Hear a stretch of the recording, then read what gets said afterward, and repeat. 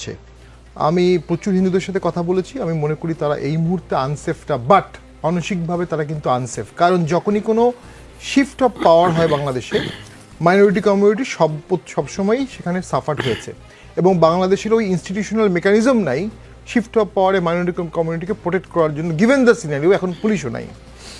আপনি যদি সোভারেন্টিতে বিশ্বাস করেন, একটা দেশের চেঞ্জ অফ পাওয়ার যে কোনো কারণেই হোক, এটা দেশের আভ্যন্তরীণ বিষয়, আপনি সেখানে নাক গলাতে পারেন না। যেই ক্ষমতায় আসবে আপনার তার সাথে ডিপ্লোম্যাটিক রিলেশন রাখতে হবে। এবং ডক্টর ইউনূসকে তো প্রথম দিকে ভারত স্বাগতও জানিয়েছিল, কিন্তু খুব রিসেন্টলি আমার মনে হচ্ছে একটা হস্টিলিটির দিকে ইন্ডিয়া যাচ্ছে।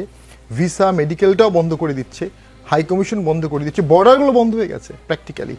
ভারত কোনো একটা মেসেজ দিচ্ছে, তারা কোনো একটা বিষয়ে অ্যানোয়েড। সে অ্যানোয়েডটা এই জন্য না যে তারা আওয়ামী লীগকে ক্ষমতায় আনতে চায়, সে অ্যানোয়েডটা এই জন্য না যে তারা শেখ হাসিনাকে বাংলাদেশে পাঠাতে চায়, রাজনৈতিকভাবে প্রতিষ্ঠিত করতে চায়। এত বড় আহম্মক বা এত বড় ডেসপায়ার্ড অ্যাটিটিউড ডেফিনেটলি ভারত করবে না। আপনি যদিও আমি কম্পেয়ার করতে চাই না, ৭৫-এ 15ই আগস্টের পরে কিন্তু শেখ হাসিনার বাংলাদেশে ঢুকতে 6 বছর লেগেছে। ওই সময় শেখ হাসিনা ভিকটিম, তার ফ্যামিলিকে মেরে ফেলা হয়েছে, আর এবার তো জেনোসাইডে ছাত্র মারা গেছে। তার থেকে এখন আওয়ামী লীগ অনেক অনেক ওর সিচুয়েশনে আছে। So it is not really practical যে আওয়ামী লীগ ফিরে আসবে ভারতের সহযোগিতায়, এবং 50-60 বছরে ভারতের আর্মি দৃশ্যমান বাংলাদেশের বর্ডারে ঢোকেনি। কি সন্দেহ করছেন? আমি যে সন্দেহ করছি যে এটা হচ্ছে দুই পক্ষই চাচ্ছে কোনো একটি পক্ষ ভুল করুক।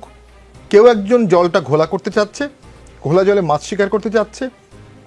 রাশিয়া ইউক্রেনের মতো সিচুয়েশন অনেকে চাচ্ছে, কোনো একটা থিঙ্ক ট্যাঙ্ক, যাতে ডক্টর ইউনূস জেলেনস্কির মতো হয়ে যায়, ইন্ডিয়া স্যাংশনে পড়ে, এবং ইন্ডিয়া সেই ভুল করবে বলে আমার মনে হয় না, এবং আমিও ইনভাইট করবো, কোনোভাবেই করা যাবে না। আমাদের দেশ আমাদেরকে সামলাতে হবে। আমি একটু শেষ করে দিচ্ছি। এখানে একটি ভুল সরকার করেছে, সেই ভুলটা হচ্ছে একজন ব্রহ্মচারীকে অ্যারেস্ট করা। ব্যারিস্টার শামীম হোসেন পাটোয়ারি এতদিনে একজন সঠিক বাংলাদেশি একজন মানুষকে দেখলাম যে বাংলাদেশের সাংবাদিক চ্যানেলে এসে, নিউজ চ্যানেলে এসে একদম সঠিক কথা বলার বুকের পাটা আছে, যে চিন্ময় কৃষ্ণ দাস প্রভুকে গ্রেপ্তার করে বাংলাদেশ মৌচাকে ঢিল মেরেছে, যার জন্য কিন্তু বাংলাদেশ এখন চরম বিপজ্জনকের মুখে পড়েছে। এবং আজকে যে বাংলাদেশে ক্রাইসিস তৈরি হয়েছে, এটা কিন্তু সম্পূর্ণরূপে এই চিন্ময় কৃষ্ণ প্রভুকে গ্রেপ্তারের পরেই কিন্তু হয়েছে। কারণ উনি একদম সত্যি কথা বললেন যে বাংলাদেশের লাখ লাখ মানুষ পতাকার অবমাননা করেছে, তো পতাকার অবমাননার জন্য তাকে বসে ডেকে জিজ্ঞাসা করা যেত। রাষ্ট্রদ্রোহিতার নামে সন্ত্রাসবাদী আখ্যা দিয়ে তাকে টেরোরিস্ট ভেবে গ্রেপ্তার করা হয়েছে। সারা বিশ্বজুড়ে নিন্দার ঝড় উঠেছে। ইভেন হেমা মালিনী যে সংসদে আজকে চিন্ময় দাস কৃষ্ণের প্রভুর কথা বললেন, সে কথা উনি বলছেন। এবং গতকালকে ব্রিটেনের সাংসদ থেকেও কিন্তু চিন্ময় কৃষ্ণ দাসকে যে গ্রেপ্তার করা হয়েছে, ইসকন প্রভুকে গ্রেপ্তার করা হয়েছে, সেই বিষয়েও কিন্তু সরব হয়ে তারা কথা বলেছেন। এবং তারা তাদের হচ্ছে যারা ট্যুরিস্ট আছে, ব্রিটেনে যে সমস্ত নাগরিকরা বাংলাদেশে যারা ট্যুর করতে যাচ্ছে, তাদেরকেও বলে সতর্ক থাকতে বলেছে, যে কোনো মুহূর্তে বাংলাদেশে কিন্তু সন্ত্রাসবাদী হামলা হতে পারে। তো এই সমস্ত বিষয়গুলো কিন্তু একদম এই পাটোয়ারি দাদা সঠিকভাবে তুলে ধরেছেন। আপনি বলতে পারেন যে মুসলমানকে অ্যারেস্ট করা হলে হিন্দুকে কেন অ্যারেস্ট করা যাবে না? মাইনরিটিকে ডাবল প্রোটেকশন দিতে হয়। আপনি একই অপরাধে যদি একজন মুসলমানকে অ্যারেস্ট করেন, একজন ব্রহ্মচারীকে অ্যারেস্ট করার ব্যাপারে সতর্ক থাকতে হবে। কারণ আপনি যখন ব্রহ্মচারীকে অ্যারেস্ট করবেন, ইসকনের সদস্যকে, সারা পৃথিবীর ইসকন সদস্য, যদি উনি বহিষ্কৃত হলো, সাবেক হলেও বন্ডেজ থাকবে, তো ইসকন সদস্য যখন হয়েছে, সারা পৃথিবীতে একটা রোয়ার হবে। আইন তো সকলের জন্য সমান, আইন সকলের জন্য সমান হলেও মাইনরিটির জন্য সতর্ক হতে হবে। এটা পলিটিক্স ইনভলভ আছে। দেন আসেন, আপনি তাকে অ্যারেস্ট করলেন কি মামলায়?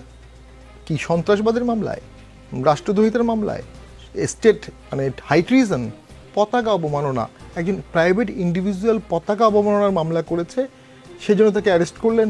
সারা দেশে 1 লক্ষ লোকের নামে মামলা আছে। তাকে ডেকে শুনতে পারতেন, তার সদস্যদের ডেকে আইনমন্ত্রী, পররাষ্ট্রমন্ত্রী অথবা ডক্টর ইউনূস নিজেও ডেকে কথা বলতে পারতেন, কি সমস্যা? যদি সেখানে কোনো ষড়যন্ত্র তত্ত্ব থাকে, এটা স্পষ্ট করে আমাদের সবাইকে জানিয়ে দেওয়া উচিত। ষড়যন্ত্র তত্ত্ব না থাকলে তাকে অ্যারেস্ট করাটাই আমি মনে করি একটা মৌচাকে ঢিল দেয়া। তাকে অ্যারেস্ট করলে হিন্দুত্ব বা ইসকন বা অন্যান্য, হেমা মালিনী আজকে বক্তব্য দিয়েছে সংসদে, হেমা মালিনীর মুখ থেকে চিন্ময় দাশগুপ্ত ব্রহ্মচারীর নাম উচ্চারিত হয়েছে। উনি বলেছেন বাংলাদেশে মন্দির ভাঙা হচ্ছে সংসদে। আসলে এটা ঠিক না, বাংলাদেশে কোনো মন্দির ভাঙার খবর আমরা অন্তত পাইনি। ক্ষতিকার হচ্ছে, ক্ষতি হচ্ছে বাংলাদেশের। কী কী ক্ষতি হচ্ছে আমি একটা লিস্ট দিব। এবং এই ক্ষতির কারণে যে প্রবলেমটি হচ্ছে, বাংলাদেশ ইন্ডিয়ার সম্পর্কটি স্বাভাবিক হওয়ার সুযোগ যেটুকু ছিল, আস্তে আস্তে নষ্ট করা হয়ে যাচ্ছে। এবং ভারতের মিডিয়াতেও এটা নষ্ট করার জন্যই কাজ করা হচ্ছে। এবং অনেকে এটা বিশ্বাস করছে। মোস্ট ইম্পর্টেন্ট, এই মিথ্যাটা অনেকে বিশ্বাস করছে, কারণ যে লেভেলের লোকরা এই মিথ্যার প্রেক্ষাপটে কথা বলছে তারা তো অনেক সেন্সিবল মানুষ হওয়ার কথা। এবং গুরু রামদাস উনিও দেখলাম বলেছে, 4-5 জন গুরু যাদের কোটি কোটি ফলোয়ার তারা নিন্দা জানিয়েছে। তো এই নিন্দা জানানোর কাজটা কি করা সরকারের জন্য খুব এসেনশিয়াল ছিল? এটা ছাড়া কি বাংলাদেশের কোনো ক্ষতি হচ্ছিল? ঠিক এটা করে আমি মনে করি একটা মৌচাকে ঢিল দেওয়া হয়েছে। জানা ছিল যে এটা করা হলে সমস্ত হিন্দুত্বরা এটার প্রতিবাদ করবে, হিন্দুত্বের এই প্রতিবাদ থেকে বাংলাদেশে ইসলামিস্টরা প্রতিবাদ করবে, একটা ঐক্য সৃষ্টি করা যাবে। এটা একটা পলিটিক্যাল গেম। এই পাটোয়ারি দাদা একদম সঠিক কথা বলছে, কারণ বাংলাদেশে এখন ইউনিট সরকার কট্টরপন্থী মৌলবাদীদের খুশি করতে গিয়ে বিপাকে পড়ছে। আপনারা উদাহরণস্বরূপ আমি বলে দিচ্ছি, এখানে কোনো তৃতীয় পক্ষ আছে, সেই তৃতীয় পক্ষ এই যে বাংলাদেশে যেটা হচ্ছে এখন ঘোলা জলে মাছ ধরার চেষ্টা করছে।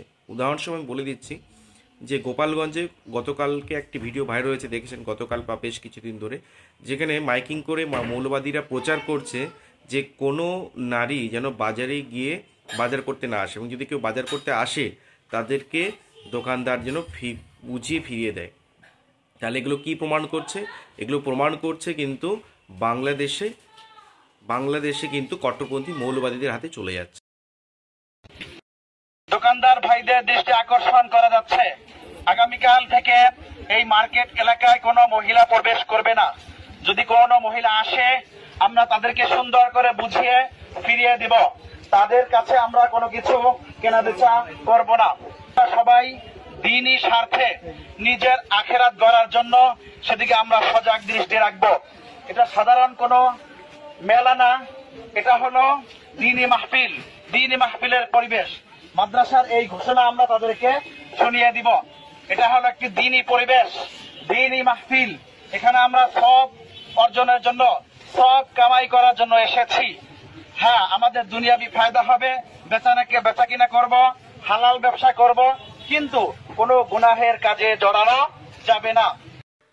তো সুতরাং আমি আপনাদেরকে হয়তো বোঝাতে পারলাম এই ভিডিওটার মাধ্যমে যে কিভাবে এবং কারা ঘোলা জলে মাছ ধরতে চাইছে এবং পুরো বাংলাদেশকে ইসলামী রাষ্ট্র পরিণত করতে চাইছে। মানে এখন তো বাংলাদেশ আইএসআই চলে গেছে, তবুও যারা পরিষ্কার নয় তারা আশা করি আমার এই ভিডিওটা দেখার পরে পরিষ্কার হয়ে যাবে।